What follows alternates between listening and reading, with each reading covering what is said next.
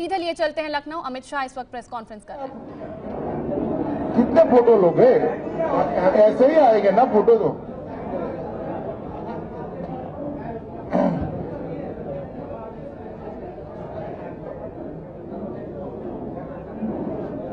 माननीय अध्यक्ष जी से मैं निवेदन करूंगा कि आप सब लोगों को संबोधित करें। मित्रों, आप सभी का भारतीय जनता पार्टी की प्रेस वार्ता में स्वागत है। अरे भाई, कैसे बात होगी? कृपया शांत रहें ताकि शांतिपूर्वक प्रेस वार्ता संपन्न हो सके।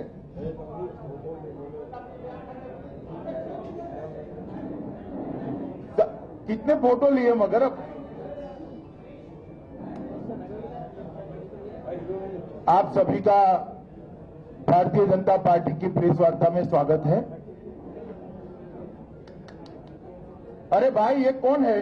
ओ भाई, ओ ऊपर आ जाओ आप।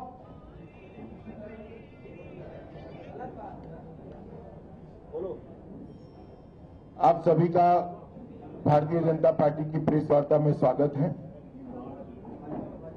आज ये प्रेस वार्ता मेरे 3 दिन के उत्तर प्रदेश के प्रवास के कार्यक्रम के निमित्त रखी गई और प्रेस वार्ता ऐसे मौके पे होने जा रही है कि अभी अभी भारतीय जनता पार्टी की नरेंद्र मोदी सरकार के 3 साल समाप्त हुए हैं और भारतीय जनता पार्टी की योगी सरकार के 3 माह समाप्त हुए। मित्रों, ये 3 साल के अंदर देश में देश की जनता बहुत बड़ा परिवर्तन महसूस कर रही है।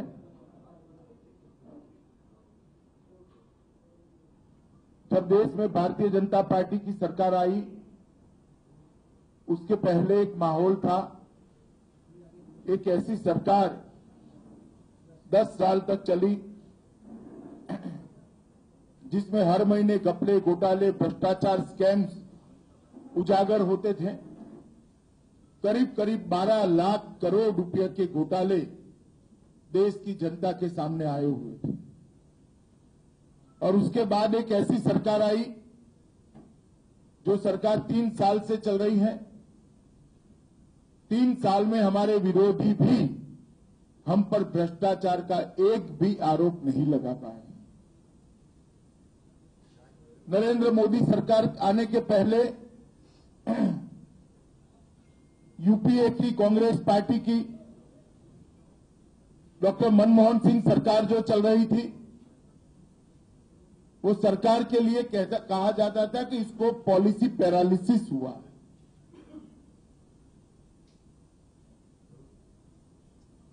सरकार के हर विभाग का मंत्री अपने आप को प्रधानमंत्री मानता था और प्रधानमंत्री को बेचारे को कोई प्रधानमंत्री नहीं मानता था। इसकी जगह हमने एक निर्णायक सरकार देने का काम किया है। अगर सरकार की उपलब्धियों को मैं गिनाने जाऊं तो बहुत सारा समय लगेगा, इतना समय होता नहीं है प्रेस वार्ता में। परंतु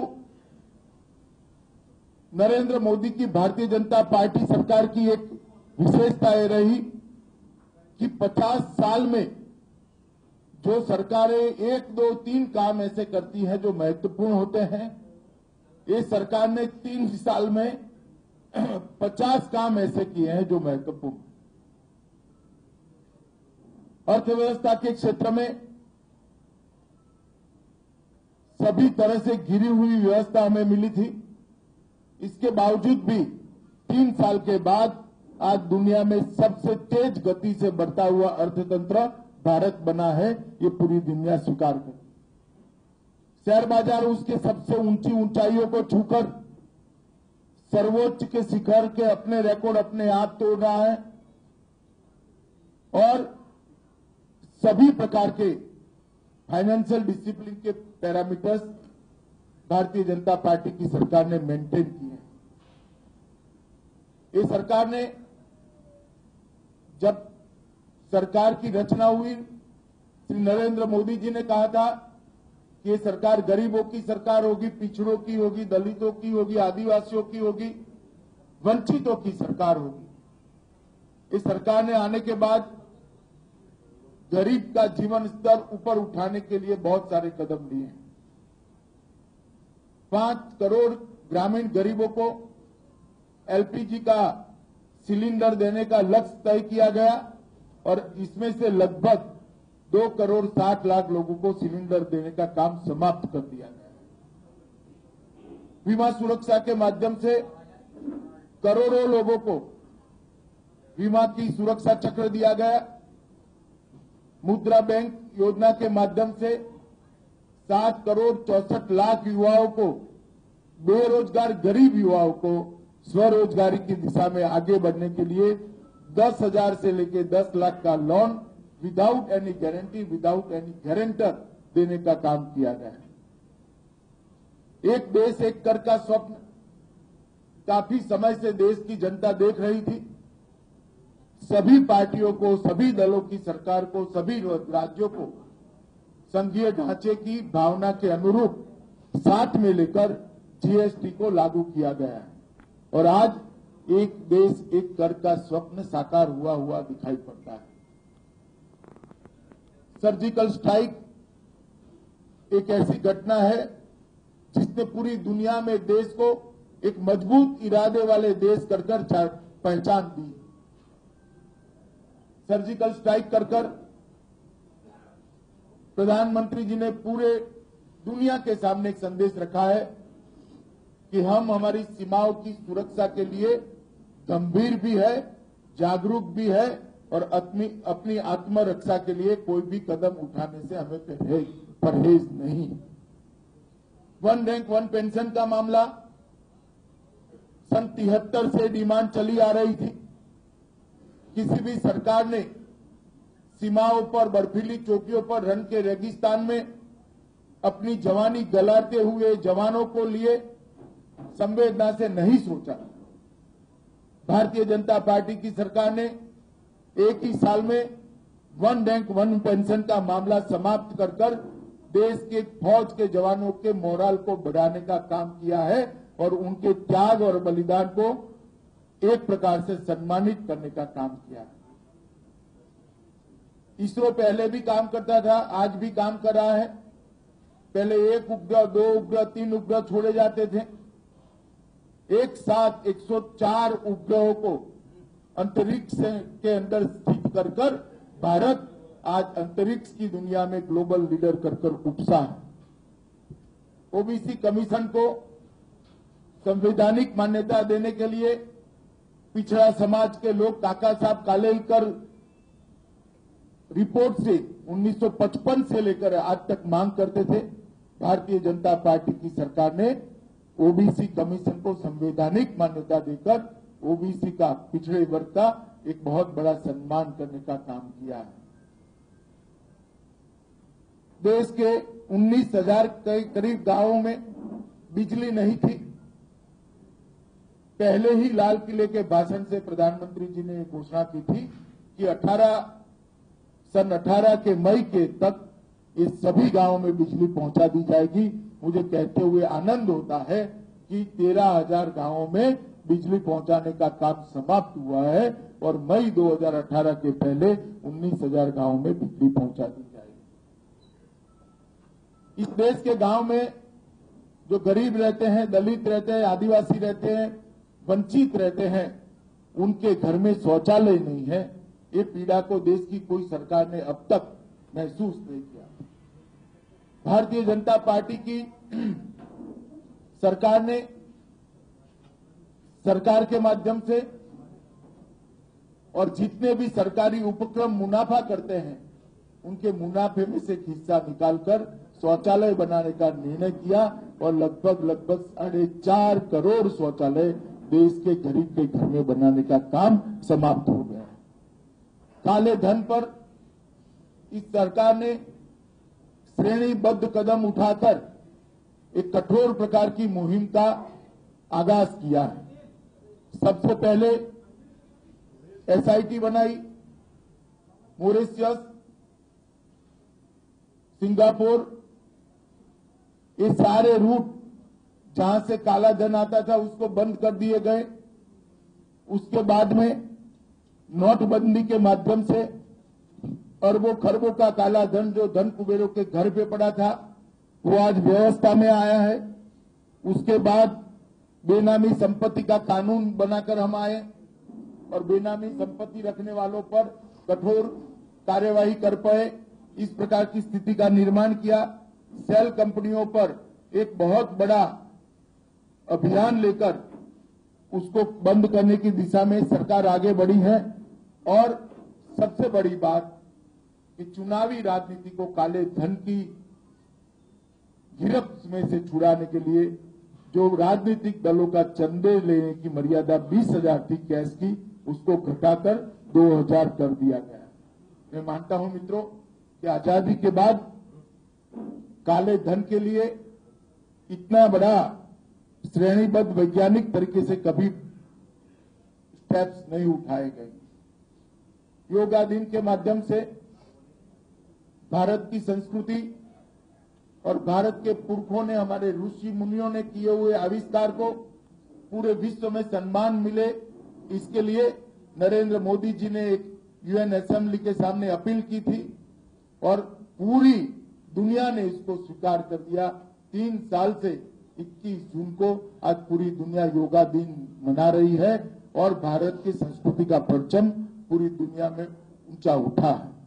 पेरिस जलवायु सम्मेलन के अंदर जिस प्रकार की लीड भारत सरकार ने ली, प्रधानमंत्री जी नरेंद्र मोदी ने ली, इसके कारण जलवायु के क्षेत्र के अंदर, ग्लोबल वार्मिंग के क्षेत्र के अंदर आज भारत एक वैश्विक नेतृत्व दे रहा है, ग्लोबल लीडर बनकर उभरा है। जेनेरिक दवाओं के हजारों स्टोर देश भर में खोलकर उसका जाला बुनकर इस देश के गरीबों के स्वास्थ्य लाभ करने का अधिकार भी इस सरकार ने दिया है। 30% से 180% तक दवाइयों के दाम जेनेरिक दवा के कारण सस्ते हुए। जब दिल का मरीज इलाज कराने के लिए जाता था और स्टेंट के भाव सुनता था तो उसी को बेचारे को भाव सुनकर ही हार्ट अटैक आ जाता था। 50,000 से लेकर 1.5 लाख तक स्टेंट की कीमत थी।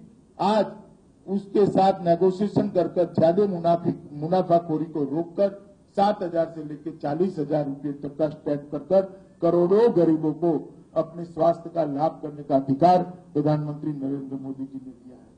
कृषि के क्षेत्र में सॉइल हेल्थ कार्ड, खाद के दाम कम करना, खाद की उपलब्धि बढ़ाना, नीम कोटेड यूरिया देना, रिलीफ की सारी पैरामीटर्स को एक्सपांड कर रिलीफ को अनेक गुना बढ़ाना, प्रधानमंत्री इरिगेशन योजना, ई मंडी, प्रधानमंत्री फसल बीमा योजना, ढेर सारी योजनाओं के माध्यम से 2022 तक किसानों की आय को 2 गुना करने का जो लक्ष्य प्रधानमंत्री जी ने रखा है, मैं मानता हूं ऐसा महत्वाकांक्षी लक्ष्य रखने का साहस आजादी के बाद आज तक किसी ने नहीं किया।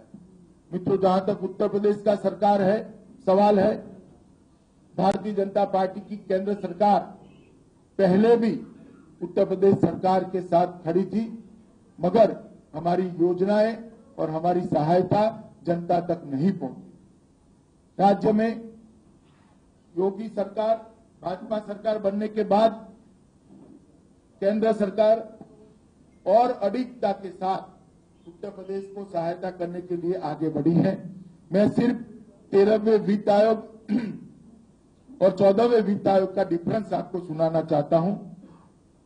13वां वित्त आयोग जो यूपीए सरकार को रिप्रेजेंट करता है, उसमें केंद्रीय करों में यूपी का हिस्सा था 2,80,467 करोड़ 5 साल में, और 14वां वित्त आयोग जो एनडीए की सरकार का, भाजपा सरकार का, मोदी सरकार का कालखंड है, उसमें 2,80,000 करोड़ से बढ़ाकर 7,10,000 करोड़ किया गया है, 2.5 गुना बढ़ाया गया है। मतलब 5 साल में 4,30,499 करोड़ की बढ़ोतरी करने का काम किया है। अनुदान सहायता जो पहले 24,000 करोड़ मिला करती थी, उसको बढ़ाकर 48,000 करोड़ करने का काम किया है, मतलब 2 गुना किया है। राज्य आपदा प्रतिक्रिया निधि, डिजास्टर रिलीफ फंड, उसमें 1597 करोड़ रुपया, लगभग 1600 करोड़ रुपया मिलता था। अब 2797 करोड़ मतलब 2800 करोड़ रुपया दिया है, 1.5 गुना उसमें बढ़ोतरी हुई। लोकल बॉडीज ग्रांट के अंदर पहले सिर्फ 523 करोड़ रुपया उत्तर प्रदेश को दिया जाता था, अब लोकल बॉडी ग्रांट के अंदर 46,026 करोड़ रुपया दिया जाता है, मतलब 88 टाइम बढ़ोतरी हुई। इस सारों का योग मिला दे तो 4,77,805 करोड़ रुपया 5 साल में उत्तर प्रदेश को ज्यादा मिलेगा। इसके साथ साथ केंद्रीय योजनाओं में मुद्रा लोन में 72 लाख लाभार्थियों को फायदा मिला है।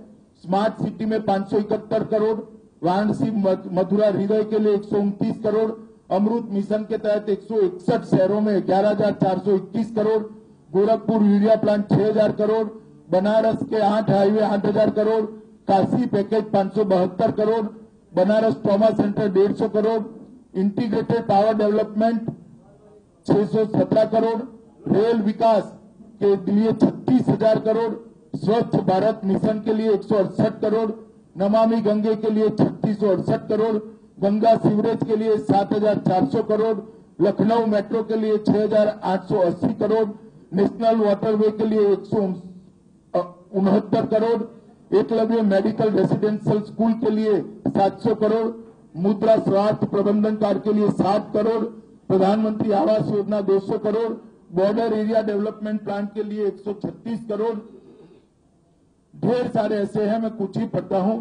पूर्वांचल एक्सप्रेसवे के लिए 2100 करोड़, दीनदयाल ग्राम ज्योति योजना के लिए 6 करोड़, आईटीडीएस योजना के लिए 1000 करोड़, सिंचाई सुविधा के लिए बाढ़ प्रबंधन के लिए 2900 करोड़, मार्ग का चौड़ीकरण के लिए 7500 करोड़, ग्रामीण क्षेत्र में सरफेस सोर्स आधारित पेयजल के लिए 2600 करोड़, नगरीय क्षेत्र में पेयजल के लिए 2300 करोड़ और बोरिंग रिचार्ज और चेक डैम के लिए 500 करोड़।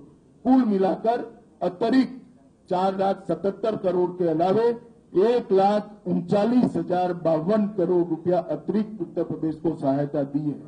प्रधानमंत्री जनधन खाते लगभग 4.5 करोड़ उत्तर प्रदेश में खुले हैं, 25 करोड़ एलईडी बल्ब का वितरण किया गया है और उज्ज्वला योजना के तहत 59 लाख एलपीजी कनेक्शन देने का काम हो गया है और उज्ज्वल डिस्कॉम योजना के तहत 33,000 करोड़ और दे दिए गए हैं। ये सब का अगर योग करते हैं तो 6,57,219 करोड़ रुपया ये 3 वर्ष में दे दिए गए हैं। मैं पहले जो 477 बोला उसका डिवाइडेड बाय 5 कर मल्टीप्लाई बाय 3 कर 3 साल में नेट दिए गई राशि है 6,57,219 करोड़। पहले जो मिलता था इससे 2.3 टाइम ज्यादा है। यूपीए सरकार ने जो उसको दिया था उससे ज्यादा है। योगी सरकार बनने के बाद बिजली की परिस्थिति में भी बहुत अच्छा सुधार हुआ है। आप सभी महसूस करते होंगे। किसानों की ऋण माफी कर दी गई है। लगभग 38 लाख टन गेहूं की क्रय करने का काम किया है। उसमें आड़तियों को साइड में रखकर सीधा इलेक्ट्रॉनिक ट्रांसफर किसान के अकाउंट में कर दिया गया है।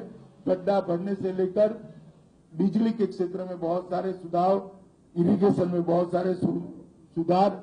गन्ना के अंदर आजादी के बाद सबसे पहली बार जो देय राशि थी उसकी 90.58% भुगतान ये 3 महीने के अंदर करने का काम समाप्त कर दिया है। यही बताता है 3 साल जो भुगतान नहीं होता था ये सपा बसपा की मिली भगत के कारण नहीं होता था चीनी मिलों के साथ।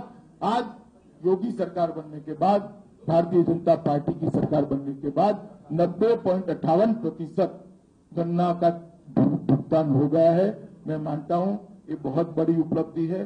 ढेर सारे काम हुए हैं मगर बताने की मर्यादा है। एक योजनाओं की सूची मेरी पार्टी कार्यालय के द्वारा आपको दी जाएगी जिसमें 106 योजनाएं हैं जो उत्तर प्रदेश में पहले नीचे तक पहुंचाई नहीं जाती थी। अब ये 106 योजनाएं उत्तर प्रदेश में भारतीय जनता पार्टी की सरकार के माध्यम से सभी लाभार्थियों के साथ पहुंचने का एक चौक चौबंद बंदोबस्त मुख्यमंत्री श्री योगी जी ने किया है। मुझे आनंद है कि योगी सरकार बहुत अच्छा काम कर रही है और नरेंद्र मोदी सरकार ने देश का सम्मान दुनिया में बढ़ाने का काम किया है। ये 3 साल के बाद निर्विवाद रूप से हम कह सकते हैं नरेंद्र मोदी जी आजादी के बाद के सबसे लोकप्रिय प्रधानमंत्री बनकर उपसे हैं और ये भारतीय जनता पार्टी के लिए बड़ा हर्ष का विषय है।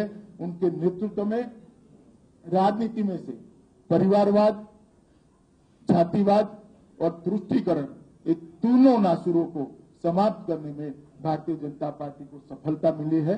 अब आप आपके सवाल पूछ सकते हैं। यहां से एक एक नाम बोलेंगे और दूसरी बात, कोई जल्दबाजी मत करे, कोई उंगली कड़ी नहीं होगी तभी जाऊंगा मैं। आराम से रहिए आप। सभी मित्र चाहते हैं कि अपना नाम और अपने संस्थान का नाम बोल करके। अध्यक्ष जी, मेरा नाम नरेंद्र श्रीवास्तव है, मैं यूएनआई में हूँ। अध्यक्ष जी, आप पूरे देश के प्रवास पर निकले हैं, ये शायद 16वां राज्य है आपका। इस प्रवास के दौरान आप 2019 में भारतीय जनता पार्टी की क्या देख रहे हैं और जो भी देख रहे हैं उसका आधार क्या है? देखिए, 19 में भारतीय जनता पार्टी बड़ी मजबूती से, इससे भी बड़े बहुमत के साथ सरकार बनाएगी। इसमें मुझे लगता है, न केवल मुझे, देश की जनता को भी अब संशय नहीं है और उसका आधार केवल और केवल विकास और सुशासन है। जिस तरह से नरेंद्र मोदी सरकार ने 3 साल के लिए काम किया है और हमारी राज्य सरकारें, 13 राज्य सरकारें जिस प्रकार से अच्छा काम करी है, मुझे लगता है देश की जनता हमें फिर से एक बार ज्यादा प्रबलता से सेवा करने का मौका दे। मैं प्रांशु मिश्रा हूं, नेटवर्क 18 से। 2 सवाल है। एक तो गुजरात में जो हो रहा है, जो कांग्रेस में विधायक में टूट हुई, फिर वो बैंगलोर ले गए और अब परेड करा के कह रहे हैं कि भारतीय जनता पार्टी दबाव डाल के तोड़ रही है। इस पर आप प्रतिक्रिया जानना चाहेंगे?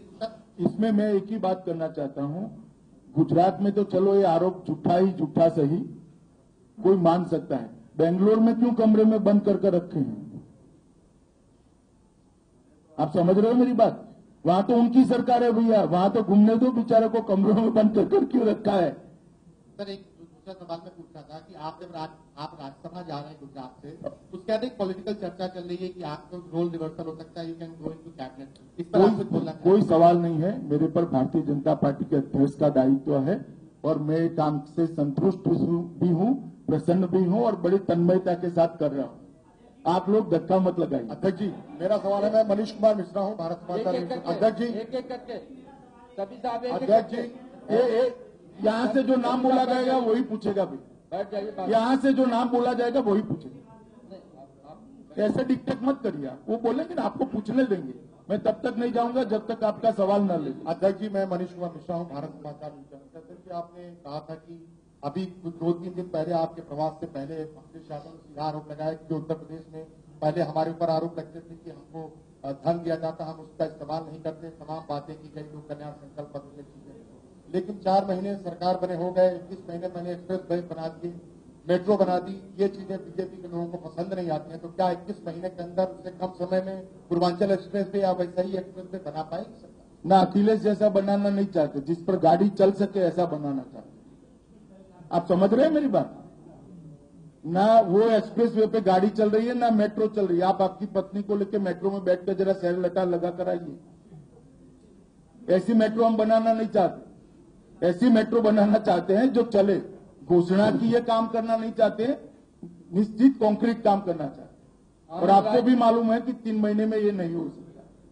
अध्यक्ष जी, मैं आनंद राय दैनिक जागरण से हूं। उत्तर भारत में आपने भारतीय जनता पार्टी को मजबूती दी है और किला मजबूत कर लिया है, लेकिन दक्षिण भारत में आप बहुत कमजोर हैं। वहां के लिए आपकी क्या योजना है? पहले उत्तर के लिए भी ऐसा कहते थे। रजत जी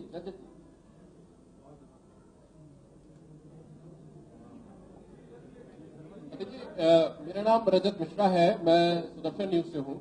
मेरा सवाल ये था कि पंचनिष्ठा और भगवान राम की आइडियोलॉजी पे आप लगभग 18 राज्यों में इसमें शासन कर रहे हैं। आज देश के सबसे उच्च सदन में एक पार्टी के सांसद भगवान राम को लेकर अपशब्द कहते हैं। बिहार में एक विधायक को जय श्री राम का नारा लगाने के खिलाफ उनके ऊपर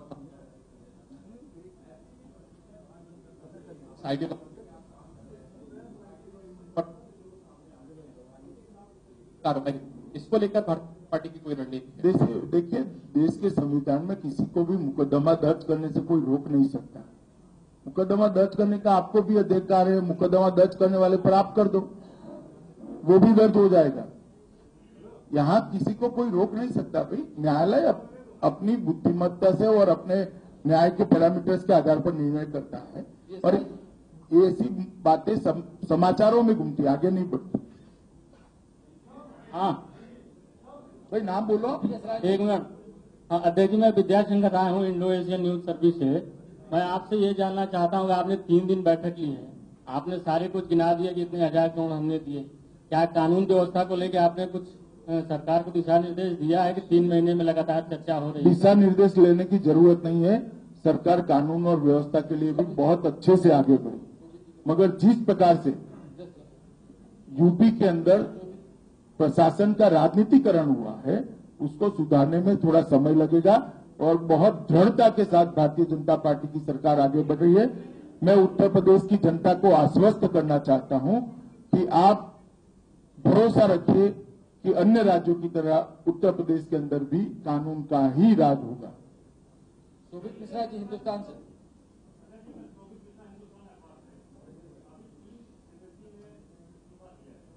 है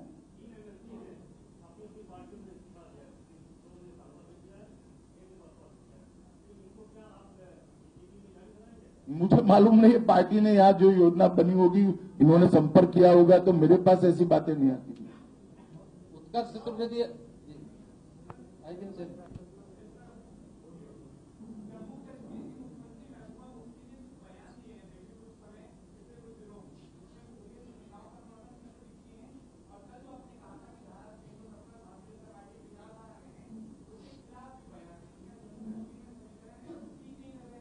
ना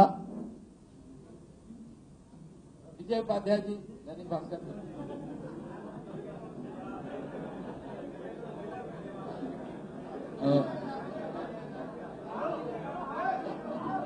भाई आगे नाम बोलो।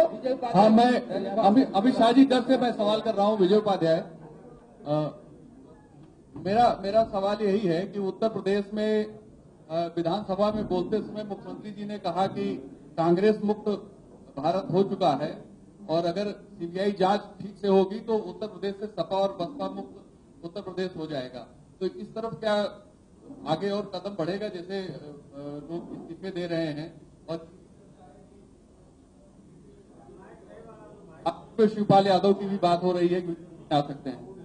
नहीं, शिवपाल यादव जी का ना हमारे पास कोई प्रस्ताव है, न ऐसा कोई विचार चल रहा है। अब से आज तक सर, मैं कुमार अभिषेक हूं आज तक से। एनआईए ने कहा है कि जो क्रॉस बॉर्डर ट्रेड है उसकी वजह से उसका मिसयूज हो रहा है और टेरर में उसका इस्तेमाल हो रहा है। एनआईए ने भी ये भी कहा है कि इसको बंद किया जाना चाहिए। बीजेपी क्या सोचती? देखिए, इसमें बीजेपी के अकेले की सोच का सवाल नहीं है। ऐसे मामलों पर सुरक्षा एजेंसियां, सेना, जम्मू कश्मीर सरकार और सभी दलों के साथ चर्चा कर फैसले लिए जाते हैं। इसमें बीजेपी के अकेले की प्रतिक्रिया देने का औचित्य नहीं। वीरेश पांडे जी, न्यूज 24। वीरेश पांडे जी, न्यूज 24।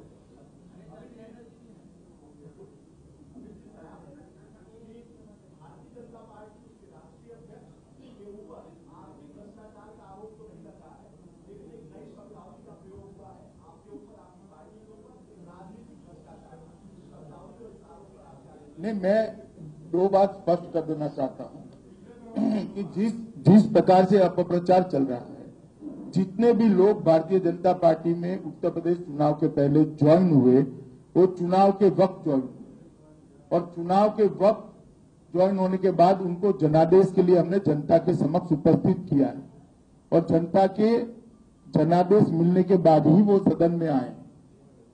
हमने अखिलेश सरकार को हमारी सरकार का दुरुपयोग कर तोड़ा नहीं।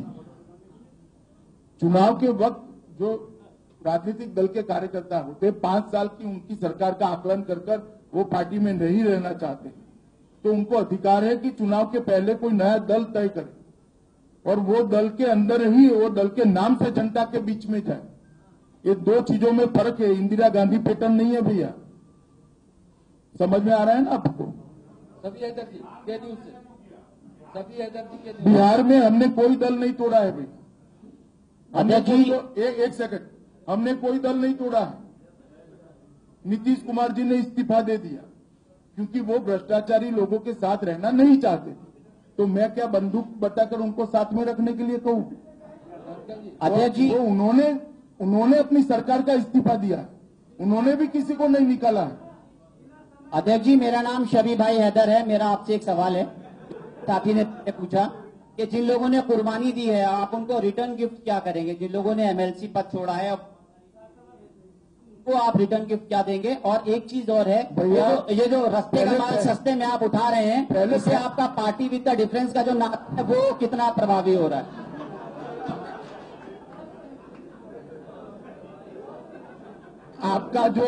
आपका जो सवाल है ना रिटर्न गिफ्ट का, आप ढूंढते रह जाना, ये हमारी पार्टी की डिक्शनरी में नहीं होता है। अनामिका जी एक जन से, अनामिका जी। अमित सर, आप 3 दिन से मंथन कर रहे हैं सरकार में, संगठन में, कार्यकर्ताओं से आपने बहुत बताया भी है, बात की है, और क्या कुछ बदलाव भी हुई है संगठन और सरकार में? कोई चर्चा है कि कैबिनेट विस्तार हो सकता है? साथ ही साथ में प्रदेश संगठन के चयन होने की कोई ऐलान? सूत्र रूप से संगठनात्मक रिव्यू के लिए बैठक थी, इस प्रकार के फैसलों के लिए बैठक थी। प्रभात त्रिपाठी,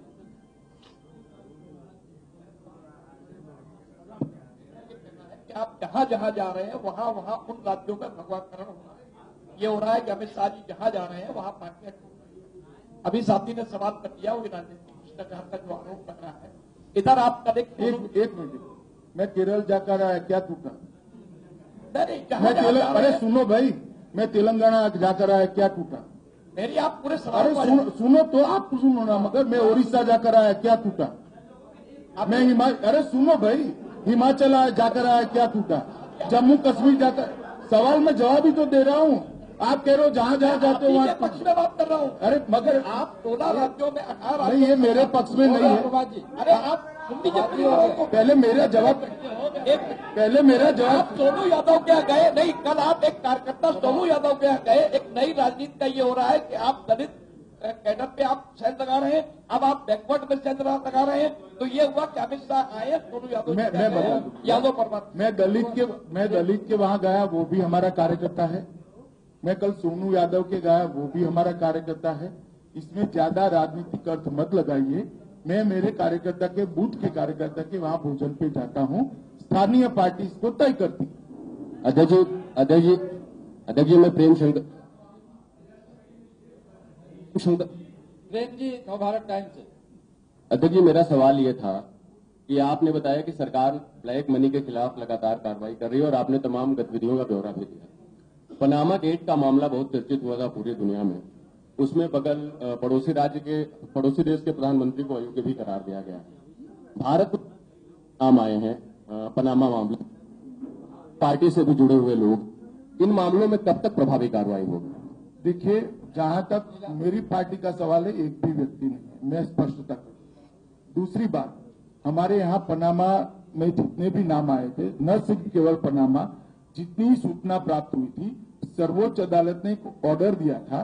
2 सर्वोच्च अदालत का जज का एक कमेटी बनाया है, वो कमेटी को ये मामले दे दिया जाए। हमारी सरकार बनने के पहले ही कैबिनेट में कमेटी गठित कर 76वें दिन पर ये सारे मामले वो एसआईटी को दे दिए गए हैं और एसआईटी इसका संज्ञान लेकर एक के बाद एक कदम उठा। नीलांशु जी, रिपब्लिक से। अमित शाह जी, मैं इधर हूँ, नीलांशु शुक्ला, रिपब्लिक टीवी से। अमित शाह जी, सर मैं इधर हूँ, नीलांशु पब्लिक टीवी से। हाँ बोलिए सर, मेरा सवाल यह है कि वो पोस्ट मामले में जो चीफ इन्वेस्टिगेटिंग ऑफिसर थे स्टैन लिंडस्ट्रॉम, उन्होंने हमें रिपब्लिक को एक्सक्लूसिव इंटरव्यू दिया था। उन्होंने बोला था कि जो प्रधानमंत्री थे राजीव गांधी को लगता है ओपन करके एक बार फिर इन्वेस्टिगेशन। नहीं, मुझे लगने का कोई सवाल नहीं। इसमें बहुत सारी जांच एजेंसियां भी काम कर रही है, न्यायालय भी है, वो अपने स्तर पर उचित फैसला करे। मुस्तफा जी,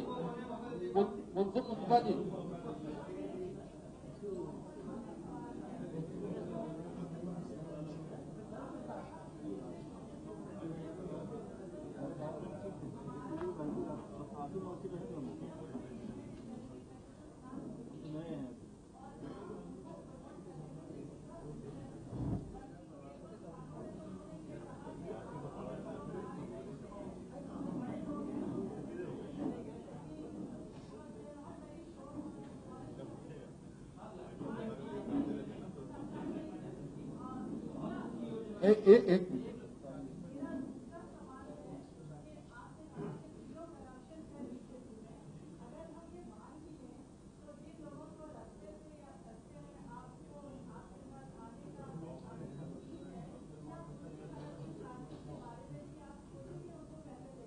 अगर है तो जरूर सोचिए। और दूसरा जेनरिक दवाइयों का जहां तक सवाल है, सरकार ने कभी नहीं कहा कि जेनरिक दवाई आने के बाद बाकी दवाइयां बंद हो जाएगी। जेनरिक दवाइयों की अलग दुकानें खुली हुई है जहां 100% जेनरिक दवाइयां मिलती है और वो स्टोर पर सारी जेनरिक दवाइयां उपलब्ध है। और तीसरी बात, अगर कहीं कमी है भी तो एक नई व्यवस्था है, एक अच्छी शुरुआत करी है। कमियां है तो इसका रिव्यू करके उसको और स्ट्रेंथ ही करेंगे, मगर जेनरिक स्टोर अलग खुले हैं, वहां ज्यादातर रोजमर्रा की दवाएं उपलब्ध है। सर, मैं अभिषेक मिश्रा हूं, प्राइम न्यूज से। आपने कहा कि देश की सुरक्षा के लिए हम हर संभव कदम उठाएंगे और उसके लिए प्रयासरत हैं, लेकिन देखने को मिला जो सीएजी की रिपोर्ट आई थी उसमें कहा था कि 10 दिन से ज्यादा का हमारे पास गोला बारूद नहीं है जंग के लिए। अरुण जी ने रिएक्शन देकर इसको खारिज कर दिया सर, लेकिन लगातार चाइना आके तरे रहा है, उसके लिए कुछ सोच। अरे भाई, ये सोच प्रेस वार्ता में होगी क्या? अरुण जी ने जो सीएजी का जो रिपोर्ट आया था, अरुण जी ने सदन के अंदर एक ऑफिशियल स्टेटमेंट, अरे भाई सुनो ना, किस तरह से कंडक्ट करे हो? अरुण जी ने एक अधिकृत बयान राज्यसभा में देकर इसको स्थिति को राज्यसभा के सामने स्पष्ट कर। रंजना जी टीवी से। सर, मैं रंजना हूँ ईटीवी से। आप संगठनात्मक बैठक कर रहे हैं, दौरा कर रहे हैं, 16वां स्टेट है, तीसरा दिन है आज आपका। संगठन को लेकर के, क्योंकि प्रदेश अध्यक्ष को लेकर भी तमाम चर्चाएं हैं, क्या उस पर भी आपने कुछ मंथन किया? कुछ बहुत मंथन चला आपका? उसमें ऐसी बड़ी बैठकों में चर्चा नहीं हो रही, मगर जरूर चर्चा हो रही है। नया अध्यक्ष तय होते ही केशव जी पूर्ण समय सरकार का काम। अध्यक्ष जी, मैं एपीएन न्यूज चैनल में हूँ। मेरी ये मांग है कि संत समाज की भाजपा पर बड़ी कृपा रही है और संत समाज की एक बड़ी मांग थी कि भारतीय जनता पार्टी की बहुमत से केंद्र में सरकार आई है, तो क्या गौ मंत्रालय बनाने पर विचार कर रहे हैं आप लोग? ऐसा कुछ है? बहुत सारी दरखास्तें हैं, इस पर विचार चल ही रहा। सचिन मुदगल जी, अमर उजाला से। सर, मैं सचिन हूँ, अमर उजाला से। सर, योगी और नियत पर शक नहीं है।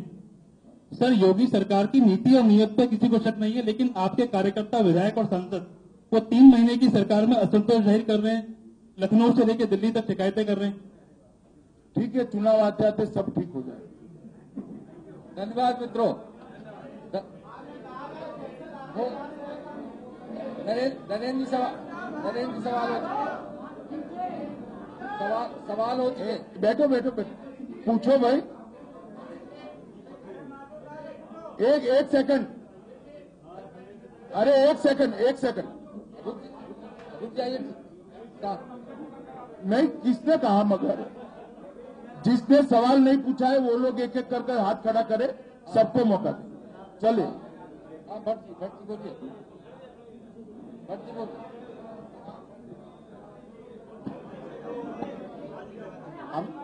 अमित शाह जी, मैं आरसी भट्ट हूँ, एडिटर हूँ न्यूज वर्ल्ड टीवी चैनल में।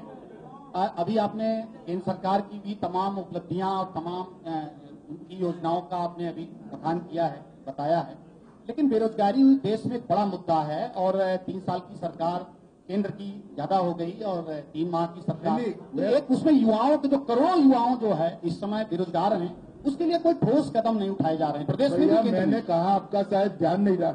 अरे सुनिए पीछे भाई, आपका ध्यान नहीं रहा। 7 करोड़ 64 लाख बेरोजगार युवाओं को मुद्रा बैंक के माध्यम से लोन देकर स्वरोजगार का काम करने के लिए मौका दिया गया। 7 करोड़ 64 लाख। शायद आजादी के बाद 3 साल में किसी सरकार ने ऐसा नहीं किया। एक। दूसरा, स्किल डेवलपमेंट और बाकी सारी चीजों से स्वरोजगार की दिशा में इनको आगे बढ़ा रहे हैं। स्टैंड अप योजना के माध्यम से बहुत सारे दलित और आदिवासी युवाओं को लोन देने का काम चल रहा है। स्टार्टअप योजना के माध्यम से टेक्नोक्रेट युवाओं को भी जॉब क्रिएटर बनाने की दिशा में बहुत बड़ी काम चल रहा है और अच्छा सफल काम चल रहा है। भाई, आप नौकरी और रोजगार दो अलग कर लो। मैं रोजगार की बात कर रहा हूं। अमित जी, मैं अभिनव पांडे हूँ, नेशनल वॉइस टीवी चैनल से। मेरा 2 सवाल है। एक तो क्या 3 महीने के जो सरकार के कामकाज है उनसे क्या आप संतुष्ट होकर जा रहे हैं? दूसरा लॉ एंड ऑर्डर। हाँ जी, हाँ जी, हाँ जी, संतुष्ट हूँ विजय मिश्रा जी, इंडिया न्यूज से। मैं, मगर संतुष्ट हूँ। अमित जी, अमित जी, अमित जी, इधर इधर, अमित जी, अमित जी, एक सवाल कहा भाई, एक सवाल बस। मैंने विजय मिश्रा, जी जी सर, विजय मिश्रा, मैं विजय मिश्रा हूँ, इंडिया न्यूज से। जी जी जी, अमित जी, एक सवाल है। अभी आपने कहा कि लगातार शेयर मार्केट 3 साल की सरकार में ऊपर गया है, रुपए भी काफी मजबूत है, लेकिन जिस तरह से लगातार देखा जाए 3 सालों में भी रुपए की स्थिति डॉलर के मुकाबले काफी गिरी है। ये स्थिति कब तक सुधरेगी? उसमें भी काफी विगत 7 माह में काफी बदल आया है। रुपया ने कंसोलिडेट किया है और धीरे धीरे जैसे ही स्थितियां सुधरेगी अपने आप कंसोलिडेट हो जाएगा। दिनेश मिश्रा जी, आपका हो गया भैया। हेलो, हाँ अमित जी, मैं दिनेश मिश्रा हूँ, दैनिक भास्कर.com से। 2014 के इलेक्शंस में जब चुनाव हो रहे थे तो आपने भी बहुत चर्चित मुद्दा था कि राम मंदिर बनाएंगे। फिर 17 का चुनाव आया, एक संकल्प पत्र में आपने कहा कि राम मंदिर बनाएंगे। अब सरकार आ रही है तो क्या 2019 में भी यही मुद्दा बना रहेगा? देखिए, जब से विवादित ढांचा गिरा तब से सातत्यपूर्ण तरीके से भारतीय जनता पार्टी के चुनावी घोषणा पत्र के अंदर एक बात लिखी गई है कि हम कानूनी तरीके से राम मंदिर वहां पर बनाएंगे। कोर्ट के फैसले से राम मंदिर बनेगा या तो संवाद से, सातत्यपूर्ण तरीके से। हमारे स्टैंड में कोई बदल कभी नहीं। मनोज सामना जी, मनोज सामना,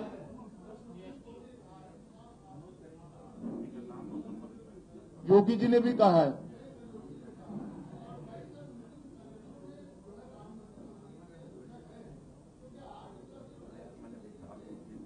हम नहीं बना सकते भैया कमेटी ऐसी।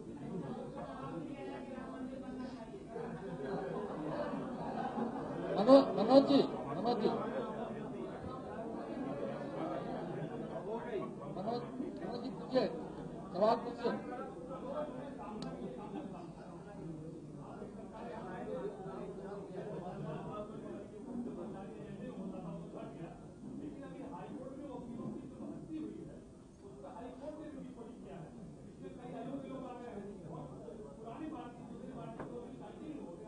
हम हाईकोर्ट की टिप्पणी का सम्मान करते हैं, इस पर पुनः विचार करेंगे। रुचि जी, इंडिया न्यूज से, इंडिया टीवी, इंडिया टीवी, रुचि जी, बोलो भाई।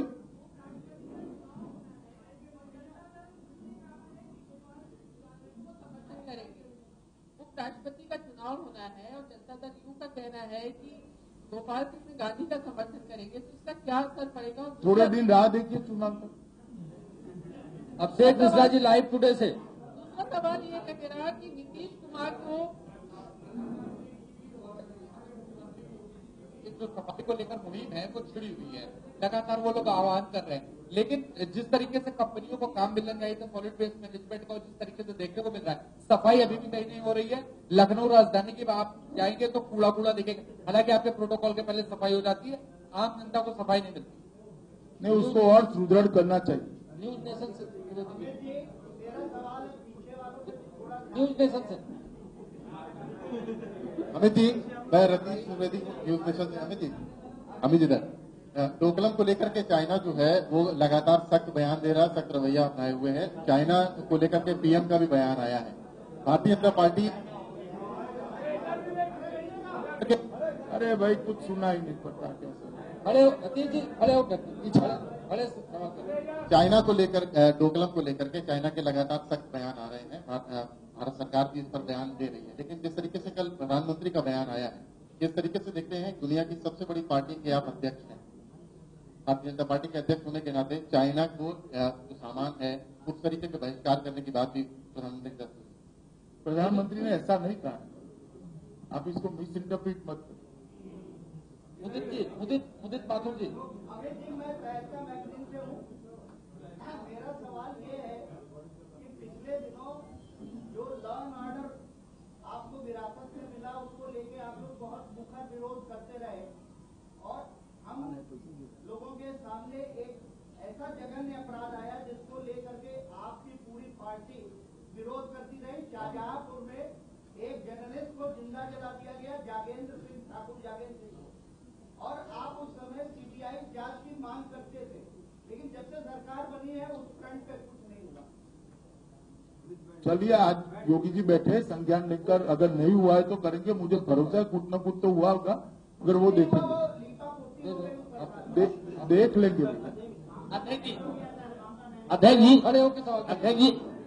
अध्यक्ष जी एक सवाल है हम लोग का। आप केंद्र की नीतियों के बारे में बात करते हैं, लाखों लोगों को रोजगार की व्यवस्था हो रही है, लेकिन एक सूचना प्रसारण मंत्रालय डीएपी जो है ऐसी नीति लागू करती है जिससे कि हजारों लाखों पत्रकार बेरोजगार हो जाएंगे, और उसमें अखबारों को